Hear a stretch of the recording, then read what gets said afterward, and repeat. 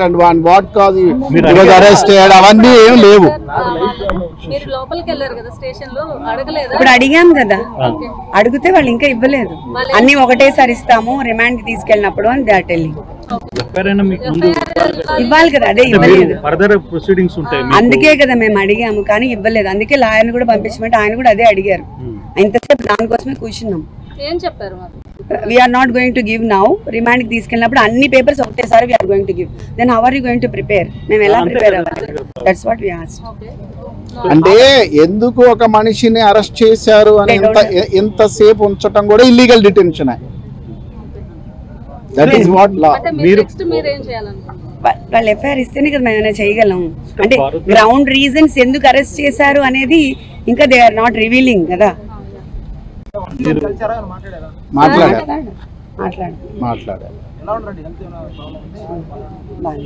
As of now he is fine.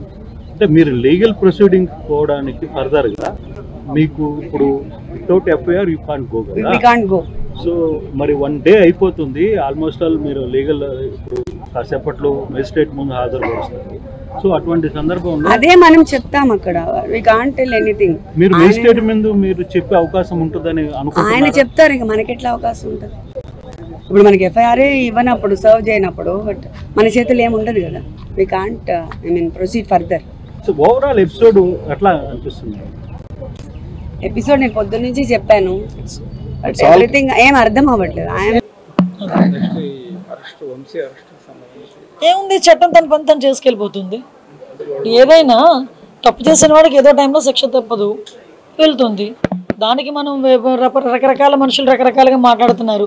నిన్న వైఎస్ఆర్సీపీ వాళ్ళందరూ బయటకు వచ్చి డీసీపీ ఆఫీసులో మాకు రిప్రజెంటేషన్ ఇవ్వలేకపోయాము ఇలాంటి మాటలు మాట్లాడుతూ ఉంటే కర్మ సిద్ధాంతం అన్నది నాకైతే గుర్తొచ్చింది.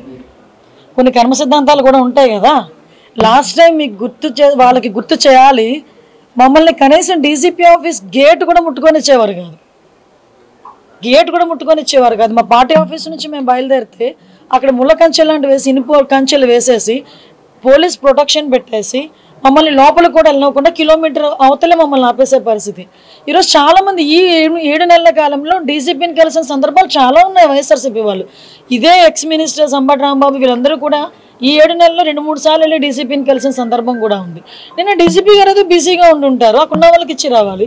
దానికి ఇంత రాద్ధాంతం చేసి మళ్ళీ పైగా డీసీపీ ఆఫీస్ను కూడా, అంటే వాళ్ళు బ్యాక్ ఒక్కొక్కసారి వెళ్ళి వాళ్ళ గతం కూడా ఒకసారి గుర్తు తెచ్చుకుంటూ ఉండాలి. దాన్నే కర్మ సిద్ధాంతం అంటారు. అది ఎలా మర్చిపోకూడదు? మనం మర్చిపోయిన కర్మ అన్నది మర్చిపోదు కదా. అదే జరుగుతుంది. అక్రమ అరెస్ట్ వైసీపీ ఎప్పుడు అక్రమ అరెస్ట్ అంటది. మమ్మల్ని చేస్తేనేమో అవి కరెక్ట్ అరెస్టులు, ఇవేమో అక్రమ అరెస్టులు. అందులో పెట్టినవేమి సెక్షన్స్ ఒకసారి చూసుకుంటే దానికి అనుగుణంగానే కోర్టు కూడా సబ్మిట్ చేసాము. జడ్జి గారు కూడా రిమాండ్ విధించారు. ఫర్దర్గా ఏం జరుగుతుందని కోర్టులు చూసుకుంటారు. 6 నెలలు 8 నెలలు అవుతుంది. చాలా కేసులు ఈ విషయంలో నిరంతరంగా ఉన్నదంటే ప్రధానమైనటువంటి ఆరోపణ మీ కొత్త క్యాడర్ నుంచే వస్తుంది. సోషల్ మీడియాలో పూర్తి స్థాయిలో మీకు వ్యతిరేకంగా పోస్టులు పెడుతున్నారు. మీకు విషయం ఏంటంటే, ఇప్పుడు ఏదైనా చాలా జాగ్రత్తగా చేయాలండి. ఇది లా అండ్ ఆర్డర్కి సంబంధించిన విషయం, కోర్టులకు సంబంధించిన విషయం. ఒక కేసు పడింది అనుకుంటే ఆ కేసు ఎందుకు ఏ రకంగా పడింది అవన్నీ కూడా మేము కూలంకషంగా మేము చర్చించుకోవాలి. ఒక డీటెయిల్ రిపోర్ట్ ఇవ్వాలి అనుకుంటే కనుక మేము అంత స్టడీ చేయకుండా మేము ఇవ్వకూడదు. అంటే ప్రతి ఒక్క విషయంలోనే కూడా అందరికీ న్యాయం జరగాలనే కోరుకుంటున్నాము. తప్పు చేసిన వాడికి శిక్ష పడాలని కూడా కోరుకుంటున్నాం.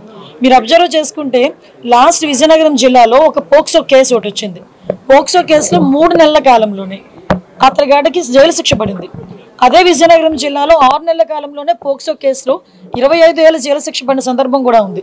రీసెంట్గా 10 days బ్యాక్ ఒక పోక్సో కేసులో 3 monthsలో శిక్ష పడింది. సో ఈ విషయంలో నేనేమంటానంటే, పోలీస్ డిపార్ట్మెంట్ వాళ్ళు కానీ ప్రాసిక్యూషన్ వాళ్ళు కానీ ఈ ఇద్దరూ కూడా కోఆర్డినేట్ చేసుకొని ఎఫ్ఐఆర్ నోట్ చేసిన దగ్గర నుంచి, ఛార్జ్ షీట్ నోట్ చేసిన దగ్గర నుంచి కూడా కోఆర్డినేట్ చేసుకుని వెళ్తే శిక్ష పడే పరిస్థితులు కూడా చాలా ఎక్కువగా కనిపిస్తూ ఉంటాయి. అండ్ దానివల్ల ఎటువంటి ఇబ్బంది కూడా కలగదని నా ఉద్దేశం. అది దురదృష్టం అండి. అంటే విషయం ఏంటంటే, ఫర్దర్గా మీకు లాస్ట్ 4-6 monthsలో కూడా చూసుకుంటే యాక్చువల్ క్రైమ్ రేట్ 9% తగ్గింది. ఎందుకంటే మీరు అబ్జర్వ్ చేసుకున్నా కూడా ఎక్కడ కూడా నిందితులను పట్టుకునే విషయంలో ఎక్కడ కూడా చిన్న నిర్లక్ష్యం కూడా మేము వ్యవహరించట్లే. ఇమీడియట్గా 24 to 48 అవర్స్లో మేము పట్టుకుంటున్నాము. As per rule, as per police rule, as per law మేము వాళ్ళని ప్రొడ్యూస్ చేస్తున్నాం. వాళ్ళకి కూడా రిమాండ్స్ వెళ్తున్నాయి. మ్యాక్సిమం వాళ్ళకి శిక్ష తొందరగా పడడానికి కూడా ఛార్జ్ షీట్స్ ఓపెన్ చేయడం కానీ, వాటికి సంబంధించిన క్లూస్ ఇవ్వడం కానీ, ఫోరెన్సిక్ రిపోర్ట్స్ ఇవ్వడం కానీ చాలా తొందరగా డిపార్ట్మెంట్ వాళ్ళు చేస్తున్నారు. కాకపోతే 1 or 2 సిచ్యువేషన్స్ డెఫినెట్గా జరుగుతున్నాయి. ఈరోజు చూస్తే అమ్మాయితో నేను వాళ్ళ తల్లిదండ్రులతో కూడా నేను మాట్లాడాను. అమ్మాయితో ఫోన్లో మాట్లాడడం కూడా వాళ్ళకు కొంచెం ధైర్యంగా ఉంటుందని చెప్పి ఇక్కడ నుంచి నేను అన్నమయ్య జిల్లా అమ్మాయిని ఇమీడియట్గా ఇప్పుడు బెంగళూరు కూడా షిఫ్ట్ చేశారు. మన మంత్రిగా రాంప్రసాద్ రెడ్డి గారు కూడా ఇమీడియట్గా అక్కడికి వెళ్ళారు. లోకేష్ గారు కూడా వాళ్ళతో పరామర్శించారు, వాళ్ళతో ఫోన్లో మాట్లాడారు. నేను కూడా మాట్లాడాను. ఎట్టి పరిస్థితుల్లోని ఆ అమ్మాయి కంపల్సరీగా బతకాలి, అమ్మాయికి క్షేమంగా బయటకు వస్తుందని నమ్మకం మాకుంది. నిందితుడు ఎవరైనా కూడా కంపల్సరీగా యాజ్ ఎర్లీ యాజ్ పాసిబుల్ పట్టుకుంటాం. శిక్ష అయితే చాలా గట్టిగా కూడా ఉంటుంది.